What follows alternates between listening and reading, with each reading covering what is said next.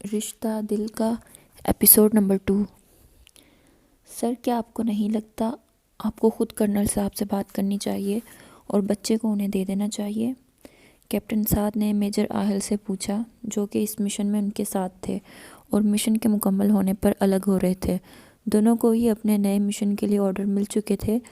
Major آہل کو آج ہی روانہ ہونا تھا، لیکن وہ 11 دن کے چھوٹے بچے کو ساتھ نہیں لے جا سکتے تھے۔ اسی لیے انہوں نے اپنے لخت جگر کو اپنے باپ کے حوالے کرنے کا فیصلہ کیا اور اب کیپٹن سعد آج شام کو اسلام آباد ہیڈ کوارٹر میں رپورٹنگ کرنی تھی۔ بچے کو لے کر اسلام آباد کرنل صاحب کے پاس جا رہے تھے۔ نہیں کیپٹن سعد، میں نہیں جا سکتا۔ مجھے آج ہر حال میں مشن کے لیے روانہ ہونا ہے، اور ویسے بھی اگر میں گیا تو بابا مجھے اور بچے دونوں کو گھر نہیں آنے دیں گے۔ وہ بہت ناراض ہیں مجھ سے۔ اگر مان بھی گئے تو میری شادی کرائے بغیر وہ مجھے واپس نہیں آنے دیں گے۔ میجر آہل نے نرم لہجے میں جواب دیا۔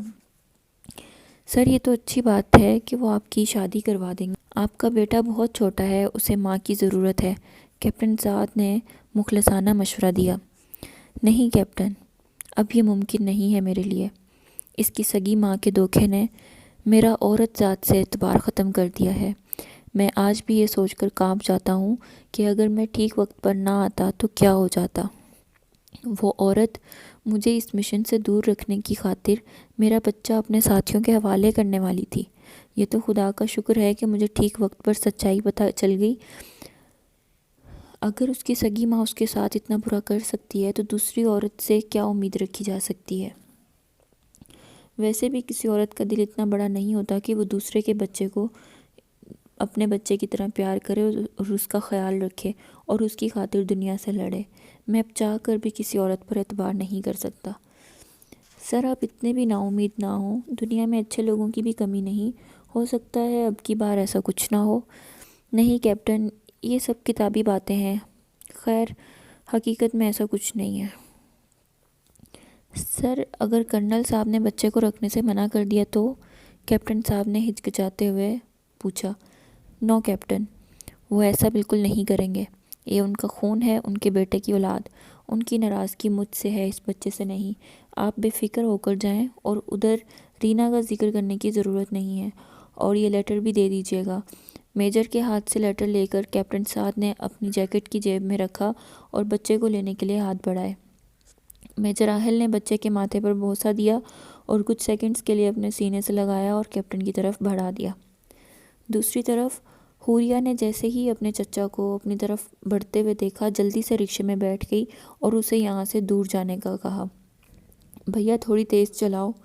حوریہ بار بار سر باہر نکال کے موٹر سائیکل کو پیچھے سے دیکھ رہی تھی جس پہ اس کے چچا اس کا پیچھا کر رہے تھے۔ ٹریفک زیادہ ہونے کی وجہ سے اس کے چچا اس سے بہت دور تھے۔ بی بی، آپ نے جانا کدھر ہے؟ رکشے والے نے سوال کیا اور حوریہ وہیں پر ساکت ہو گئی کہ اس کو تو پتہ ہی نہیں تھا اس نے جانا کہاں ہے۔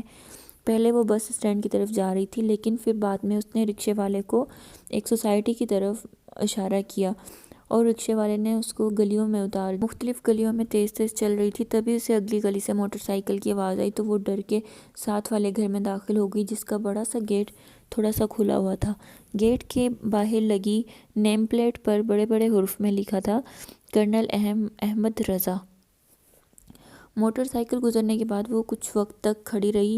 حوریہ نے جیسے ہی باہر نکلنے کے لیے قدم بڑھائے، اسے کھلے دروازے پر فوجی یونیفارم پہنے ایک نوجوان کھڑا نظر آیا، جس نے کمبل میں لپٹا ایک بچہ اٹھا رکھا تھا۔ حوریہ کو دیکھتے ہی اس نوجوان نے کہا، السلام علیکم، میرا نام کیپٹن سعد ہے، کیا کرنل صاحب گھر پر ہیں؟ کیپٹن کے سوال پر بے اختیار حوریہ کا سر انکار میں ہلا۔ گھبراہٹ کے مارے اس سے کچھ بولا ہی نہیں جا رہا تھا۔ حوریہ کے انکار پر کیپٹن تھوڑا سا مایوس ہوئے، پھر انہوں نے بولا، سمر تو ہوگا، اسے بلا دیجیے۔ اس بار حوریہ نے جان بوجھ کر سر نہ ہلایا اور کہا، اس وقت گھر میں میرے علاوہ کوئی بھی نہیں ہے، آپ پلیز شام کو آ جائیے گا۔ وہ نہیں چاہتی تھی کہ اس کے جانے سے پہلے کوئی بھی اس گھر سے باہر آئے اور وہ کسی مصیبت میں پھنسے۔ دیکھیے محترمہ، میں بہت جلدی میں ہوں اور میں دوبارہ نہیں آ سکتا۔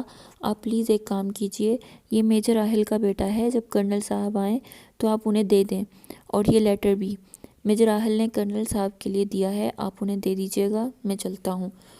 اس کی ماں؟ حوریہ نے اتنے چھوٹے بچے کو اکیلے دیکھتے ہوئے پوچھا۔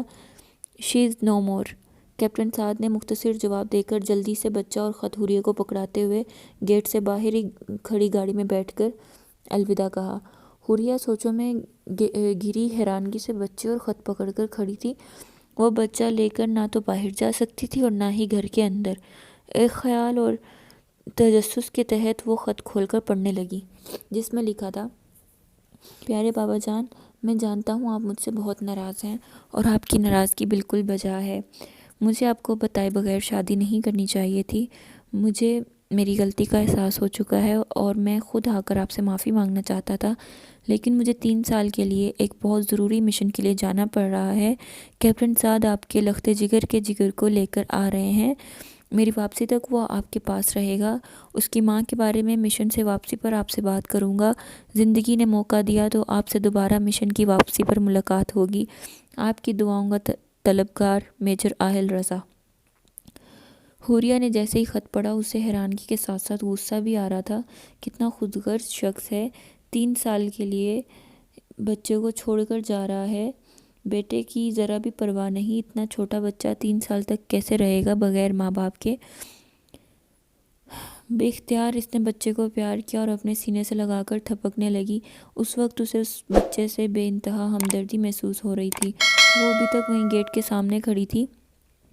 کے پاس کھڑی تھی کہ گھر سے ایک خوش شکل سا نوجوان باہر نکلا اور حوریہ کو دیکھ کر چونکتے ہوئے بولا: آپ؟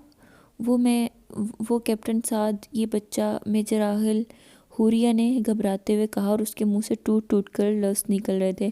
حوریہ کی بات سن کر لڑکے نے مسکراتے ہوئے بیگ اٹھایا اور حوریہ کو ہاتھ سے گھر کے اندر چلنے کا اشارہ کیا اور خود ساتھ ساتھ چلتے ہوئے کہنے لگا: بھابھی آئیے نا، آپ ادھر گیٹ کے پاس کیوں کھڑی ہیں؟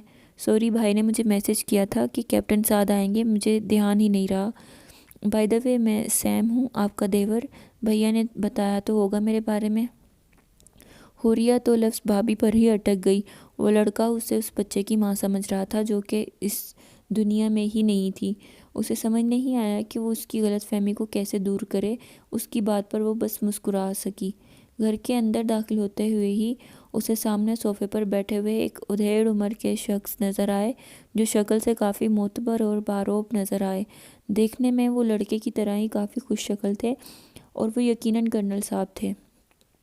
کرنل احمد رضا سیم کے ساتھ ایک کم عمر سی مگر بہت خوبصورت لڑکی کو بچہ اٹھائے دیکھ کر کافی حیران ہوئے اور سیم کی طرف سوالیہ نظروں سے دیکھا۔ بابا، یہ بھابھی ہیں، کیپٹن سعد کے ساتھ آئی ہیں۔ حوریہ کو سمجھ نہیں آ رہا تھا کہ وہ کیا بولے۔ کرنل صاحب کے اسے دیکھنے پر اس نے نہایت دھیمی آواز میں سلام کیا، جس کا انہوں نے سر ہلا کر جواب دیا۔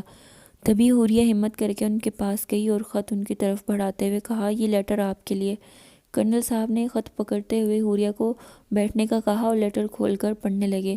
بھابھی، کیا میں اسے اٹھا سکتا ہوں؟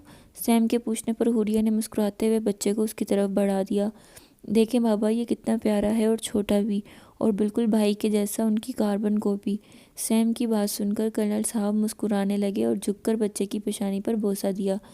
بچے کو سیم کی گود سے لے کر اپنی گود میں منتقل کرتے ہوئے حوریہ سے پوچھا: بیٹے، آپ کا نام کیا ہے؟ حوریہ نے یک لفظی جواب آیا: حوریہ۔ بچے کا نام کیا رکھا؟ اور اب کی بار حوریہ جواب نہ دے سکی کیونکہ اسے نام پتہ ہی نہیں تھا۔ وہ سوچ رہی تھی کہ اس سوال پر کیا جواب دے۔ تبھی کرنل صاحب کو اپنی طرف منتظر نظروں سے دیکھتے پا کر بے اختیار اس کے منہ سے نکلا: حمد۔ ماشاءاللہ، بہت پیارا نام ہے۔ حوریہ نے بس مسکرانے پر اکتفا کیا کیونکہ زبان تو اب ایک بھی لفظ ادا کرنے سے انکاری ہو گئی تھی۔ سیم نے آ کر حوریہ کی مشکل آسان کی۔ بھابھی، یہ لیں، پانی پئیں۔ سیم نے پانی کا گلاس حوریہ کی طرف بڑھاتے ہوئے کہا، جسے اس نے شکریہ کہہ کر پکڑ لیا اور آہستہ آہستہ پینے لگی۔ پانی پینے کے ساتھ ساتھ وہ گھر کو بھی دیکھ رہی تھی جو کہ بہت خوبصورت تھا۔